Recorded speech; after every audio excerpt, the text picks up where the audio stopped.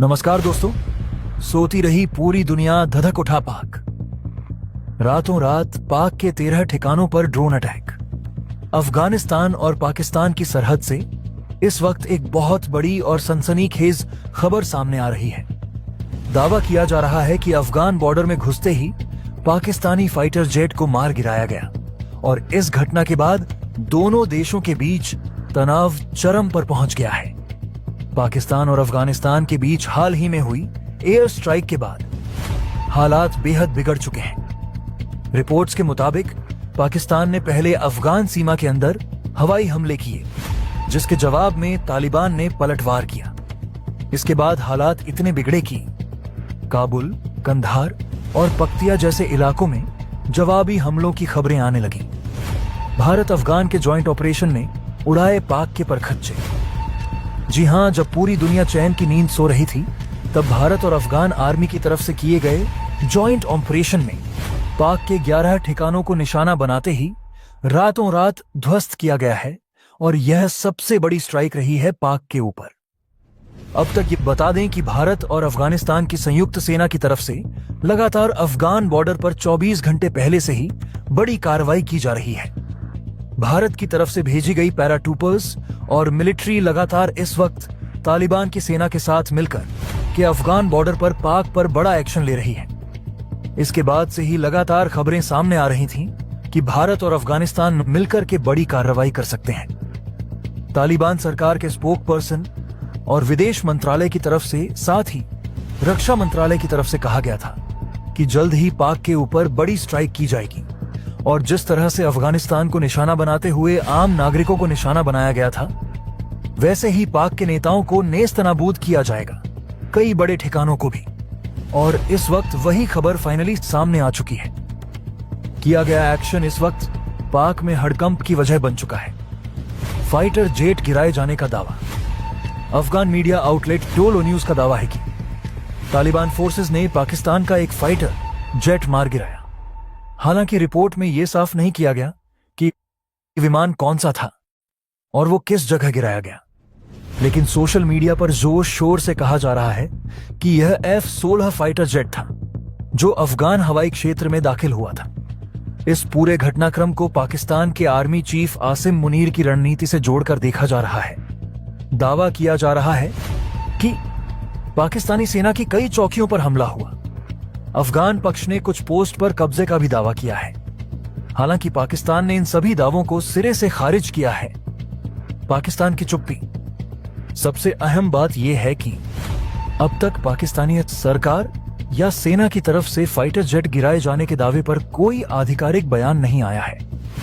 यानी फिलहाल यह मामला अफगान मीडिया और सोशल मीडिया दावों तक ही सीमित है।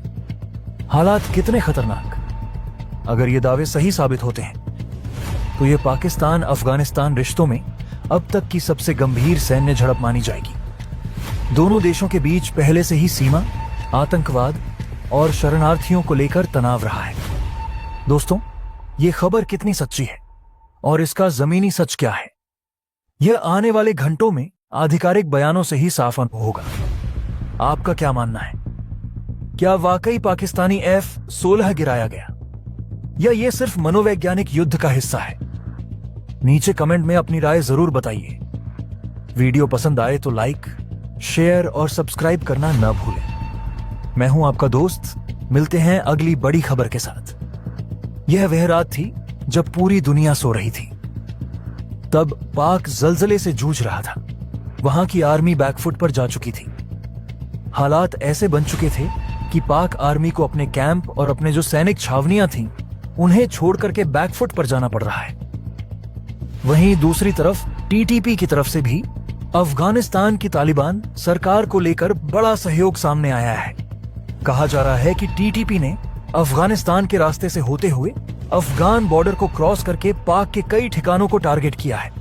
लेकिन सबसे बड़ी बात इस वक्त पाक के ऊपर किया गया यह ड्रोन अटैक है, जहां पर 11 जगहों को टारगेट करते हुए इन जगहों को नेस्तनाबूद किया गया है। बता दें कि ये 11 वही जगह हैं जहां से अफगानिस्तान को निशाना बनाया गया था और यहीं से हमले किए गए थे और उसके साथ ही सैनिक छावनियों और पाक की लगभग 3 मस्जिदों को भी टारगेट किया गया है, जिसमें इस घटनाक्रम के बीच में अफरा तफरी पाक के अंदर मच चुकी है। हालात ऐसे सामने आ चुके हैं कि अब आनन फानन में पाक के पीएम शहबाज शरीफ और पाक के जो सेना प्रमुख हैं जनरल मुनीर मीटिंग बुलाई है और इस मीटिंग के बीच में तीनों सेनाओं के प्रमुखों को भी बुलाया गया है ताकि जल्द से जल्द इस पर कोई बड़ा एक्शन ले सके। यह वह रात बताई जा रही है जब पूरी दुनिया अपनी रोजमर्रा की थकान उतारते हुए गहरी नींद में थी, लेकिन उसी अंधेरे में पाकिस्तान एक ऐसे भू राजनीतिक और सैन्य संकट से जूझ रहा था जिसने न सिर्फ उसकी आंतरिक सुरक्षा व्यवस्था की कमजोरियों को उजागर कर दिया, बल्कि पूरे दक्षिण एशिया की रणनीतिक स्थिरता पर भी गंभीर सवाल खड़े कर दिए। हालात इतने तेजी से बिगड़े कि पाकिस्तानी सेना, जो लंबे समय से खुद को क्षेत्र की सबसे संगठित और ताकतवर सेनाओं में गिनती रही है, कई इलाकों में बैकफुट पर जाती हुई दिखाई दी। जिन सैन्य ठिकानों और सैनिक छावनियों को अब तक अभेद्य माना जाता था, वहां से सेना को पीछे हटना पड़ा। कुछ कैंप खाली करने पड़े और कई जगहों पर सैनिकों को आनन फानन में अपनी पोजीशन बदलनी पड़ी। इसी उथल पुथल के बीच तहरीक तालिबान पाकिस्तान यानी टीटीपी की गतिविधियों ने हालात को और विस्फोटक बना दिया। कहा जा रहा है कि टीटीपी को अफगानिस्तान की तालिबान सरकार की तरफ से न सिर्फ वैचारिक समर्थन मिल रहा है, बल्कि जमीनी स्तर पर लॉजिस्टिक और रणनीतिक सहयोग भी सामने आया है। अफगानिस्तान की सीमा का इस्तेमाल करते हुए टीटीपी के लड़ाकों ने अफगान बॉर्डर को पार किया और पाकिस्तान के कई संवेदनशील ठिकानों को निशाना बनाया, जिससे यह स्पष्ट संकेत मिला कि सीमा सुरक्षा और खुफिया तंत्र दोनों ही मोर्चों पर पाकिस्तान को गंभीर चुनौतियों का सामना करना पड़ रहा है। लेकिन इन सबके बीच सबसे चौंकाने वाली और खतरनाक घटना वह ड्रोन अटैक मानी जा रही है, जिसमें एक साथ 11 अलग अलग जगहों को टारगेट किया गया और उन्हें लगभग पूरी तरह नेस्तनाबूद कर दिया गया। बताया जा रहा है कि ये वही 11 स्थान थे जहां से पहले अफगानिस्तान की ओर हमले किए गए थे या जिन ठिकानों का इस्तेमाल सीमा पार गतिविधियों के लिए किया जा रहा था। और इस तरह यह हमला एक तरह से रणनीतिक जवाबी कार्रवाई के रूप में देखा जा रहा है। इस ड्रोन हमले की गंभीरता का अंदाजा इसी बात से लगाया जा सकता है कि इसके दायरे में सिर्फ सैन्य ठिकाने ही नहीं आए, बल्कि सैनिक छावनियों के आसपास मौजूद ढांचे और यहां तक कि पाकिस्तान की लगभग 3 मस्जिदें भी इसकी चपेट में आ गईं।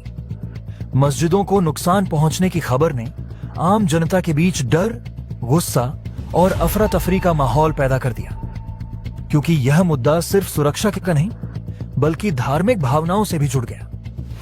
शहरों और कस्बों में लोग अपने घरों से निकलने में हिचकने लगे। सोशल मीडिया पर तरह तरह की अपुष्ट खबरें और वीडियो वायरल होने लगे और पाकिस्तानी प्रशासन के लिए स्थिति को संभालना दिन ब दिन मुश्किल होता चला गया। कई इलाकों में कर्फ्यू जैसे हालात बन गए, इंटरनेट सेवाओं पर निगरानी बढ़ा दी गई और मीडिया को आधिकारिक बयानों तक सीमित रहने की हिदायत दी गई। इन हालातों के बीच पाकिस्तान की राजनीतिक और सैन्य नेतृत्व पर दबाव तेजी से बढ़ने लगा।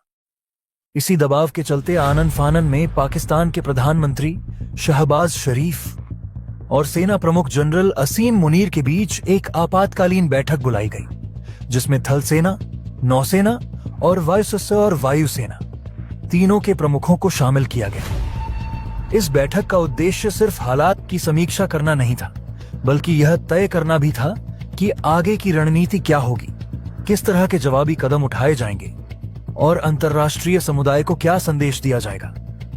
बैठक के अंदर क्या क्या चर्चा हुई, इसकी आधिकारिक जानकारी तो सीमित ही सामने आई, लेकिन सूत्रों के हवाले से यह जरूर कहा जा रहा है कि सेना और सरकार दोनों ही इस बात को लेकर चिंतित हैं कि अगर हालात पर जल्दी काबू नहीं पाया गया तो यह संकट और गहरा सकता है। एक तरफ टीटीपी और उससे जुड़े गुटों की बढ़ती गतिविधियां हैं, दूसरी तरफ अफगानिस्तान की तालिबान सरकार के साथ पाकिस्तान के रिश्ते लगातार तनावपूर्ण होते जा रहे हैं। कभी जिन्हें रणनीतिक गहराई का हिस्सा माना जाता था, वही ताकतें अब पाकिस्तान के लिए सिरदर्द बनती जा रही हैं। ड्रोन अटैक ने यह भी साफ कर दिया है कि पाकिस्तान के हवाई सुरक्षा तंत्र में ऐसी खामियां हैं जिनका फायदा उठाकर आधुनिक तकनीक से लैस हमलावर उसके अंदर तक घुस सकते हैं। इस हमले के बाद सवाल उठने लगे हैं कि ड्रोन किसने भेजे, तकनीक कहां से आई और क्या इसमें किसी बाहरी शक्ति की भूमिका भी है।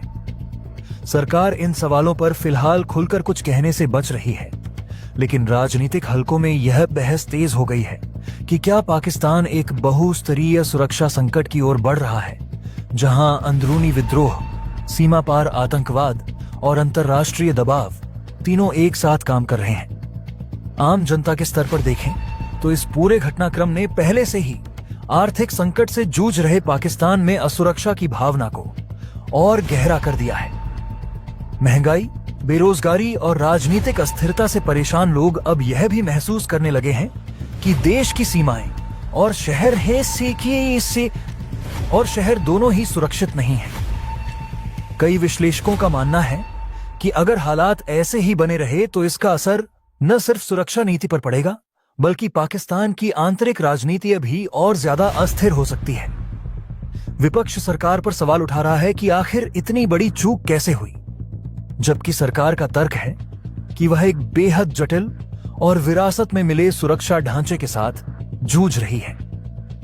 अंतर्राष्ट्रीय स्तर पर भी इस घटनाक्रम पर नजर रखी जा रही है, क्योंकि पाकिस्तान की अस्थिरता का सीधा असर पूरे क्षेत्र पर पड़ सकता है। कुल मिलाकर यह रात सिर्फ एक ड्रोन अटैक या कुछ सैन्य ठिकानों के तबाह होने की कहानी नहीं है, बल्कि यह उस बड़े संकट की झलक है जिसमें पाकिस्तान आज खड़ा है, जहां हर फैसला, हर प्रतिक्रिया और हर देरी आने वाले समय की दिशा तय कर सकती है, और जहां एक छोटी सी चिंगारी भी पूरे क्षेत्र को एक बड़े टकराव की ओर धकेल सकती है। इस पूरे घटनाक्रम को यदि समग्रता में देखा जाए तो यह स्पष्ट होता है कि हालात एक साधारण सीमा तनाव से बहुत आगे निकल चुके हैं और रणनीतिक, कूटनीतिक तथा सैन्य तीनों स्तरों पर एक नए चरण में प्रवेश कर चुके हैं, क्योंकि बताया जा रहा है कि जैसे ही भारतीय सेना की सक्रिय तैनाती शुरू हुई, पूरे क्षेत्र की तस्वीर बदल गई और अलर्ट मोड केवल एक औपचारिक शब्द न रहकर जमीनी हकीकत में तब्दील हो गया। खासकर बगराम एयरबेस को लेकर, जहां कथित तौर पर न केवल थल सेना की मौजूदगी मजबूत की गई, बल्कि भारतीय वायुसेना के कई स्क्वाड्रन भी तैनात बताए जा रहे हैं, जिनका उद्देश्य किसी भी संभावित हवाई उकसावे या जवाबी कार्रवाई के लिए हर पल तैयार रहना है। और इस संदर्भ में यह भी कहा जा रहा है कि भारत ने एंटी एयरक्राफ्ट मिसाइल प्रणालियों को पाकिस्तान और अफगानिस्तान की सीमा के बीच रणनीतिक स्थानों पर तैनात कर दिया है, जिससे यह संदेश देने की कोशिश की जा रही है कि अब किसी भी प्रकार की ड्रोन गतिविधि, एयर स्ट्राइक या सीमा पार से होने वाली आक्रामक कार्रवाई को बिना देरी के रोका जाएगा और उसका माकूल जवाब दिया जाएगा, क्योंकि हालिया घटनाओं में ड्रोन के जरिए कथित तौर पर अफगानिस्तान की दिशा से 11 स्थानों को निशाना बनाए जाने की खबरों ने सुरक्षा प्रतिष्ठान को और अधिक सतर्क कर दिया है। और ऐसी स्थिति में यह कयास लगाए जा रहे हैं कि पाकिस्तान इस घटनाक्रम के बाद शांत बैठने वाला नहीं है, बल्कि वह किसी न किसी रूप में प्रतिक्रिया देने की कोशिश कर सकता है। वहीं दूसरी ओर खबरें यह भी संकेत देती हैं कि भारत ने केवल पश्चिमोत्तर मोर्चे तक ही अपनी तैयारियों को सीमित नहीं रखा है, बल्कि लाइन्स ऑफ कंट्रोल पर भी बड़े स्तर पर कार्रवाई की गई है, जहां कथित तौर पर ऑपरेशन सिंदूर 2 के तहत एक समन्वित सैन्य अभियान चलाया गया, जिसका उद्देश्य उन आतंकी ठिकानों को निशाना बनाना था जहां से भारत में घुसपैठ की कोशिशें हो रही थीं। और यह दावा किया जा रहा है कि इस कार्रवाई में 34 आतंकी ठिकानों को लक्ष्य बनाया गया तथा 34 आतंकियों को पकड़ने या निष्क्रिय करने में सफलता मिली, जिससे सीमा पार नेटवर्क को एक बड़ा झटका लगा है। हालांकि इन तमाम दावों के बीच यह भी ध्यान रखना जरूरी है कि युद्ध जैसे हालात में सूचना का युद्ध भी उतना ही सक्रिय होता है जितना कि वास्तविक सैन्य गतिविधियां, और ऐसे में हर खबर, हर दावा और हर बयान को रणनीतिक संदेश के रूप में देखा जाना चाहिए, क्योंकि एक ओर जहां भारत अपनी तैयारियों और कार्रवाइयों के जरिए यह दर्शाना चाहता है कि वह किसी भी उकसावे का निर्णायक जवाब देने में सक्षम है, वहीं दूसरी ओर क्षेत्रीय स्थिरता पर इसका गहरा असर पड़ सकता है। खासकर तब जब अफगान क्षेत्र में सुरक्षा संतुलन पहले से ही नाजुक माना जाता रहा है और किसी भी बाहरी सैन्य गतिविधि से वहां की आंतरिक स्थिति और जटिल हो सकती है। इसके साथ ही अंतर्राष्ट्रीय समुदाय की नजरें भी इस पूरे घटनाक्रम पर टिकी हुई हैं, क्योंकि दक्षिण एशिया में किसी भी तरह का सैन्य टकराव केवल 2 देशों तक सीमित नहीं रहता, बल्कि उसके प्रभाव दूरगामी होते हैं, राजनीतिक, आर्थिक और मानवीय। और यही कारण है कि कूटनीतिक चैनलों के सक्रिय होने की संभावनाओं पर भी चर्चा हो रही है।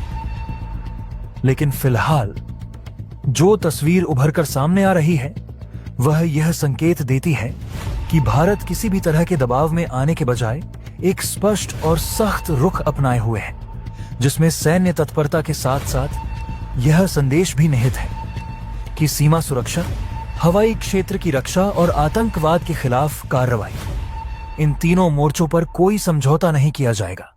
और इसी संदर्भ में एलओसी पर की गई कथित कार्रवाई को केवल एक सैन्य कदम के रूप में नहीं, बल्कि एक व्यापक रणनीति के हिस्से के रूप में देखा जा रहा है, जहां घुसपैठ के ढांचे को तोड़ना, आतंकी लॉजिस्टिक्स को बाधित करना और मनोवैज्ञानिक बढ़त हासिल करना, तीनों लक्ष्य एक साथ साधने की कोशिश की गई है। वहीं पाकिस्तान के भीतर अफगान सीमा को लेकर बताई जा रही अफरा तफरी यह दर्शाती है कि वहां भी सुरक्षा तंत्र पर दबाव बढ़ा हुआ है और 2 मोर्चों पर तनाव की स्थिति किसी भी देश के लिए चुनौतीपूर्ण होती है। ऐसे में आने वाले दिनों में यह देखना महत्वपूर्ण होगा कि क्या यह तनाव नियंत्रित दायरे में रहता है या फिर किसी बड़े टकराव की ओर बढ़ता है, क्योंकि इतिहास गवाह है कि इस क्षेत्र में छोटी सी चिंगारी भी बड़े घटनाक्रम का रूप ले सकती है। और इसीलिए मीडिया रिपोर्ट्स, आधिकारिक बयानों और जमीनी संकेतों, तीनों को एक साथ पढ़ना और समझना जरूरी हो जाता है, ताकि भावनाओं के बजाय तथ्यों और विवेक के आधार पर स्थिति का आकलन किया जा सके। लेकिन फिलहाल जिस तरह की खबरें सामने आ रही हैं, वे यही बताती हैं कि भारत पूरी तरह से सतर्क है, सैन्य रूप से तैयार है और किसी भी संभावित चुनौती का सामना करने के लिए बहुस्तरीय रणनीति के साथ आगे बढ़ रहा है, जिसमें हवाई रक्षा, सीमा सुरक्षा और आतंकवाद विरोधी अभियानों को एक साथ जोड़ा गया है। और यह पूरा परिदृश्य इस बात का संकेत है कि आने वाला समय क्षेत्रीय राजनीति और सुरक्षा समीकरणों के लिए निर्णायक साबित हो सकता है। दोस्तों, आपकी क्या राय है कमेंट बॉक्स में जरूर से बताएं और साथ ही चैनल को सब्सक्राइब करना ना भूलें। आपकी एक सब्सक्राइब से हमारी काफी बड़ी मदद होती है। जय हिंद।